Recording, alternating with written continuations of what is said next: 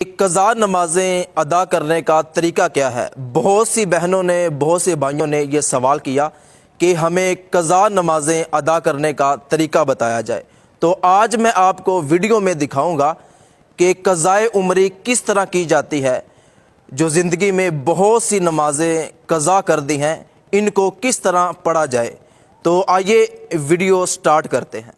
تکبیر تحریمہ کے بعد ثنا نہ پڑھیں، سورہ فاتحہ پڑھیں اور پھر قرآن پاک کی کوئی چھوٹی سورت پڑھیں اور پھر رکوع میں چلے جائیں، اور رکوع میں 3 کی بجائے صرف 1 بار تسبیح پڑھیں، پھر کھڑے ہو جائیں اور پھر سجدے میں چلے جائیں، اور دونوں سجدوں میں 3 کی بجائے 1 بار تسبیحات پڑھیں اور پھر دوسری رکعت کے لیے کھڑے ہو جائیں، اور دوسری رکعت بھی آپ نے بالکل اسی طرح پڑھنی ہے۔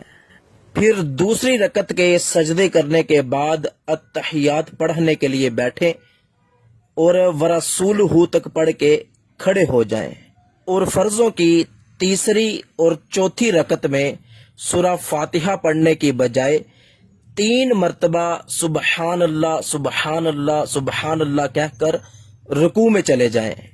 لیکن یاد رکھیے کہ قضا وتر پڑھتے ہوئے تیسری رکعت میں سورہ فاتحہ بھی پڑھی جائے گی، تو رکوع اور سجود میں اسی طرح 1 بار تسبیحات پڑھیں، پھر قعدہ اخیرہ میں بیٹھ جائیں اور التحیات ورسولہ تک مکمل پڑھیں، پھر جو سب سے چھوٹا درود پاک ہے وہ درود پاک پڑھ کر سلام پھیر دیں۔ تو اس طرح آپ کم وقت میں جلدی اپنی زندگی کی زیادہ قضا نمازیں پڑھ سکیں گے۔ تو یہ تھا قضائے عمری کا آسان طریقہ۔ اب انشاءاللہ اگلی ویڈیو میں آپ کو یہ بتاؤں گا کہ کس طرح حساب لگانا ہے کہ ہم نے اپنی زندگی میں کتنی نمازیں قضا کی ہیں۔